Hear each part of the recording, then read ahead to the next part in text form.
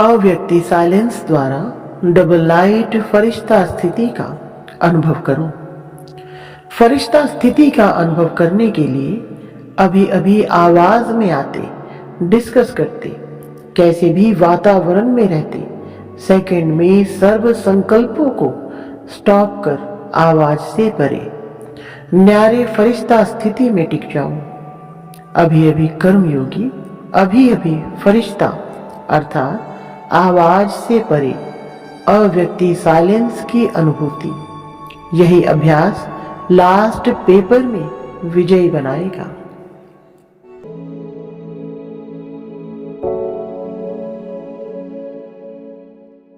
ओम शांति। आज 5 जनवरी 2024 की साकार मधुर मुरली। आज मीठे मीठे बाप दादा ने कहा, मीठे बच्चे बाप समान रूहानी टीचर बनो। जो बाप से पढ़ा है वह दूसरों को भी पढ़ाओ। धारणा है तो किसको भी समझा कर दिखाओ। प्रश्न, किस बात में बाबा को अटल निश्चय है?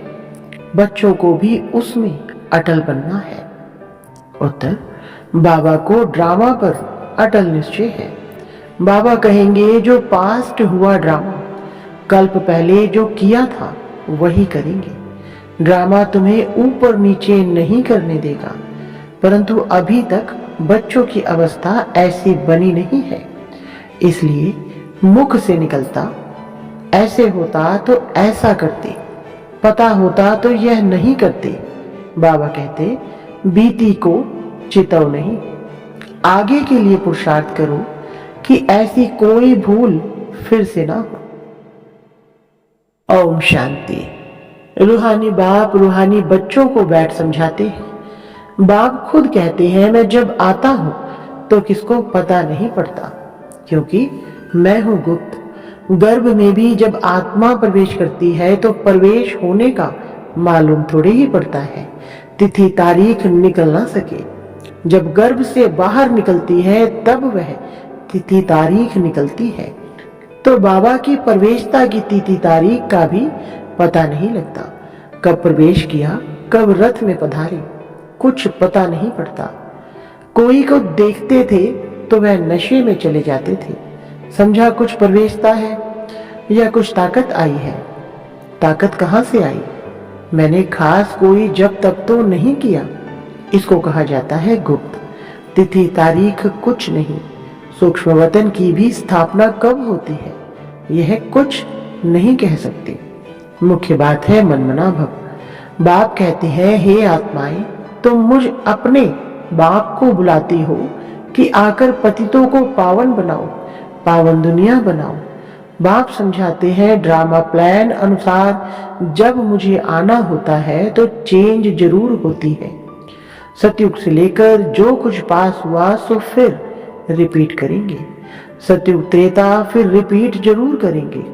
सेकंड पास होता जाता है, संवत भी पास होता जाता है। कहते हैं सतयुग पास्ट हुआ, देखा तो नहीं। बाप ने समझाया है, तुमने पास किया, तुम ही पहले पहले हमसे बिछड़े हो, तो इस पर गौर करना है।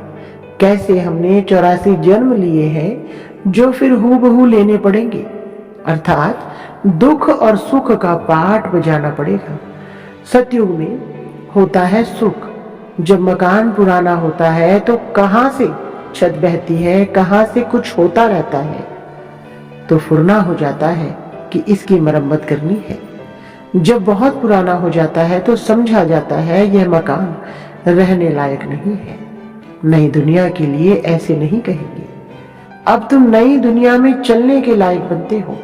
हर चीज पहले नई फिर पुरानी होती है। अब तुम बच्चों को यह ख्याल में आता है और कोई तो इन बातों को समझ ना सके। गीता रामायण आदि सुनाते रहते हैं, उसमें ही बिजी रहते हैं। हम भी इन्हीं धंधों में बिजी थे। अब बाप ने कितना समझदार बनाया है। बाबा कहते हैं, बच्चे अब यह पुरानी दुनिया खत्म होने वाली है, अब नई दुनिया में चलना है। ऐसे भी नहीं सब चलेंगे। सब मुक्ति धाम में बैठ जाए यह भी कायदा नहीं है। प्रलय हो जाए तुम जानते हो यह पुरानी दुनिया और नई दुनिया का बहुत ही कल्याणकारी संगम युग है। अब चेंज होनी है, फिर शांति धाम में जाएंगे। वहां सुख के वासना की भी कोई बात नहीं। गायन है, यज्ञ में विघ्न पड़े सो तो पढ़ते रहते हैं, कल्प के बाद भी पढ़ते रहेंगे। तुम अब पक्के हो गए हो। यह स्थापना विनाश का कोई छोटा काम नहीं है। विघ्न किस बात में पड़ते हैं? बाप कहते हैं काम महाशत्रु है, इस पर ही अत्याचार होते हैं। द्रौपदी की भी बात है ना, ब्रह्मचर्य पर ही सारी खिटपिट है। सतो प्रधान से तमो प्रधान बनना है जरूर, सीढ़ी उतरनी है, पुरानी दुनिया होनी है जरूर। इन सब बातों को तुम ही समझते हो और सिमरन भी करते हो, और पढ़कर पढ़ाना भी है। टीचर बनना है जरूर, नॉलेज बुद्धि में है, तब पढ़कर टीचर बनते हैं। फिर टीचर से जो सीख कर होशियार होते हैं तो गवर्नमेंट उनको पास करती है। तुम भी टीचर हो, बाप ने तुमको टीचर बनाया है। एक टीचर क्या कर सकते हैं? तुम सब हो रूहानी टीचर, तो बुद्धि में नॉलेज होनी चाहिए। ज्ञान तो बिल्कुल एक्यूरेट है मनुष्य से देवता बनने का। अभी जितना तुम बच्चे बाप को याद करते हो तो लाइट आती रहती है, मनुष्यों को साक्षात्कार होता रहेगा, क्योंकि आत्मा प्योर बनेगी ही याद से। फिर किसको साक्षात्कार भी हो सकता है। बाप मददगार भी बैठा है। बाप हमेशा बच्चों का मददगार है, पढ़ाई में नंबरवार है। हर एक अपनी बुद्धि से समझ सकते हैं मेरे में कितनी धारणा है। अगर धारणा है तो किसको समझाकर दिखाओ। यह है धन। धन देते नहीं तो कोई मानेगा भी नहीं कि इनके पास धन है। धन दान करेंगे तो महादानी कहेंगे, महारथी, महावीर, बात एक ही है। सब एक जैसे तो हो ना सके। तुम्हारे पास कितने आते हैं, एक एक से बैठ माथा मारना होता है क्या? वो लोग अखबार द्वारा बहुत बातें सुनते हैं तो बहुत चमकते हैं, फिर जब तुम्हारे पास आकर सुनते हैं तो कहते हैं हमने परमत पर क्या किया। यहाँ तो बहुत अच्छा है, एक एक को ठीक करने में मेहनत लगती है। यहाँ भी कितनी मेहनत लगी है, फिर भी कोई महारथी, कोई घोड़े सवार, कोई प्यादा। यह ड्रामा में पार्ट है। यह तो समझते हो आखिरी जीत तुम्हारी होनी है। जो कल्प पहले बने थे वही बनेंगे। पुरुषार्थ तो बच्चों को करना ही है। बाप राय देते हैं समझाने की कोशिश करो। पहले तो शिव बाबा के मंदिर में जाकर सर्विस करो। तुम पूछ सकते हो यह कौन है, इस पर क्यों पानी चढ़ाते हैं? तुम अच्छी तरह जानते हो। कहते हैं गई टांडे पर आग लेने और मालिक होकर बैठ गई। यह दृष्टांत भी तुम्हारा ही है। तुम जाते हो जगाने के लिए, तुमको निमंत्रण देकर बुलाते हैं, तो ऐसा निमंत्रण आए तो खुशी होनी चाहिए। काशी आदि में बड़े बड़े टाइटल देते हैं, भक्ति में कितने ढेर मंदिर हैं। यह भी एक धंधा है। कोई अच्छी स्त्री देखी तो उनको गीता कंठ कराए आगे कर देते हैं, फिर जो कमाई होती है वह मिल जाती है कुछ भी नहीं। रिद्धि सिद्धि बहुत सीखते हैं, ऐसे स्थानों पर जाना चाहिए। तुम बच्चों को कभी शास्त्रार्थ आदि नहीं करना चाहिए। तुमको तो जाकर बाप का परिचय देना है। मुक्ति जीवन मुक्ति दाता एक है, उनकी महिमा करनी है। वह कहते हैं अपने को आत्मा समझ मुझे याद करो। बाकी मन मना भव का अर्थ यह नहीं है कि गंगा में जाकर स्नान करो। मामेकम का अर्थ है मुझ एक को याद करो। मैं प्रतिज्ञा करता हूं मैं तुमको सब पापों से मुक्त करूंगा। जब से रावण आया है तब से पाप शुरू हुए हैं, तो ऊंच पद पाने का बहुत पुरुषार्थ करना है। पोजीशन के लिए मनुष्य रात दिन कितना माथा मारते हैं। यह भी पढ़ाई है, इसमें कोई किताब आदि उठाने की बात नहीं है। 84 का चक्र तो बुद्धि में आ गया ना, कोई बड़ी बात नहीं है। एक एक जन्म की डिटेल थोड़े ही बताते हैं। 84 जन्म पूरे हुए, अब हम आत्माओं को वापस घर जाना है। आत्मा जो पतित बनी है उनको पावन जरूर बनाना है। सबको यही कहते रहो माँ में कम याद करो। बच्चे कहते हैं बाबा योग में नहीं रह सकते। अरे तुमको सम्मुख कह रहा हूं, मुझे याद करो। फिर योग अक्षर तुम क्यों कहते हो? योग कहने से ही तुम भूलते भी हो। बाप को याद कौन नहीं कर सकता? लौकिक माँ बाप को कैसे याद करते हो? यह भी माँ बाप है ना, यह भी पढ़ते हैं। सरस्वती भी पढ़ती है, पढ़ाने वाला एक बाप ही है। तुम जितना पढ़ते हो फिर औरों को समझाते हो। बाप कहते हैं बच्चे शास्त्र पढ़ने जप तप करने से मुझे प्राप्त नहीं कर सकते हो। बाकी फायदा क्या है? सीढ़ी तो उतरते ही आते हो। तुम्हारा कोई दुश्मन नहीं। फिर भी तुमको समझाना है जरूर कि पाप और पुण्य कैसे जमा होता है।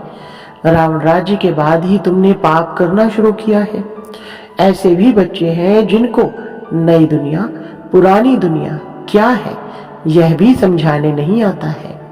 अब बाप कहते हैं कि बेहद के बाप को याद करो, वही पतित पावन है। बाकी तुमको कहां भी जाने की जरूरत नहीं है। भक्ति मार्ग में सदैव पैर घर से बाहर निकलता है। पति स्त्री को कहते हैं श्री कृष्ण का चित्र घर में भी है, फिर बाहर क्यों जाती हो? क्या फर्क है? पति परमेश्वर है इसको भी नहीं मानते। भक्ति मार्ग में बहुत दूर दूर ऊंचा मंदिर बनाते हैं जो मनुष्यों का भाव बैठे। तुम समझाते हो मंदिरों में कितना धक्का खाते हैं। यह एक रस्म पड़ी है।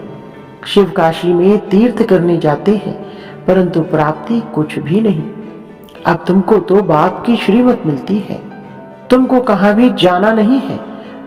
पतियों का पति परमेश्वर वास्तव में वह एक ही है जिसको तुम्हारे पति काके मामे सब याद करते हैं। वह है पति परमेश्वर अथवा पिता परमेश्वर। वह तुमको कहते हैं मामे कम याद करो तो तुम्हारे विक्रम विनाश होंगे। तुम्हारी ज्योत अब जग रही है तो तुम्हारे से मनुष्यों को लाइट देखने में आती है। तो बच्चों का भी नाम वाला होना चाहिए।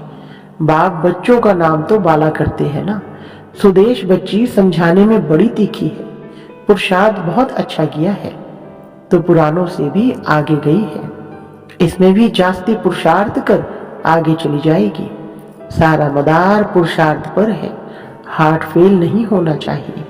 पिछाड़ी में आया तो भी सेकंड में जीवन मुक्ति पा सकते हैं। दिन प्रतिदिन ऐसे बहुत निकलते रहेंगे। ड्रामा में तुम्हारा विजय का पाठ तो है ही, विघ्न भी पड़ने हैं और कोई सत्संगों में ऐसे विघ्न नहीं पड़ते हैं।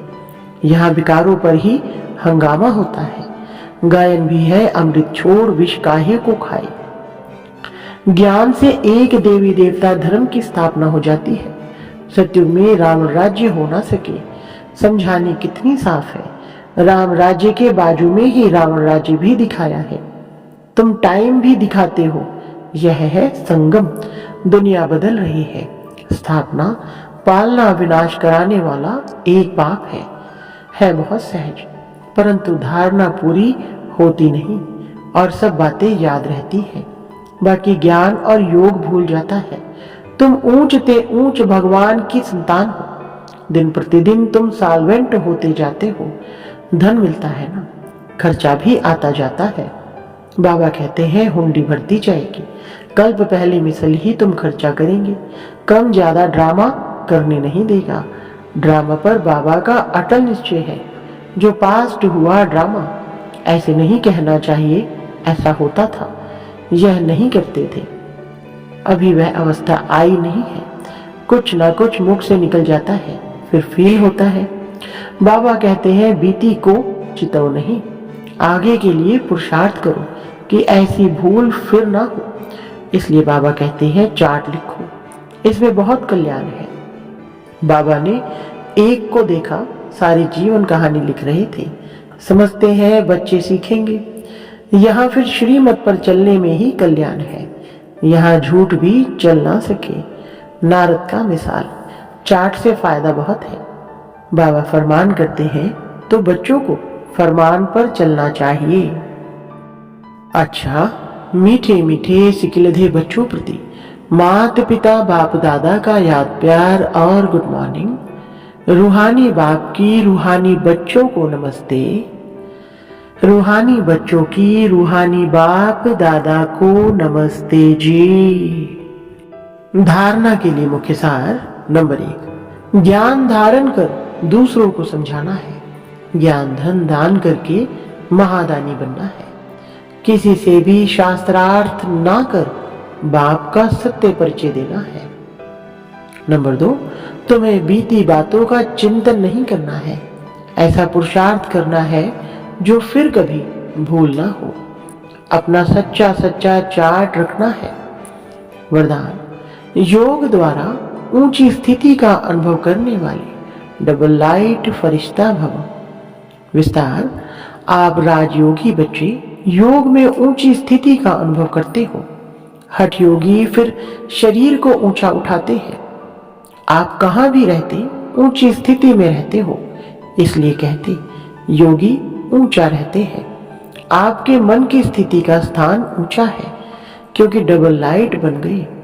वैसे भी कहा जाता कि फरिश्तों के पांव धरनी पर नहीं होते। फरिश्ता अर्थात जिसका बुद्धि रूपी पांव धरती पर ना हो, देहभान में ना हो, पुरानी दुनिया से कोई लगाव ना हो। स्लोगन, अभी दुआओं के खाते को संपन्न बना लो तो आपके चित्रों द्वारा सबको अनेक जन्म दुआएं मिलती रहेंगी। अच्छा, ओम शांति।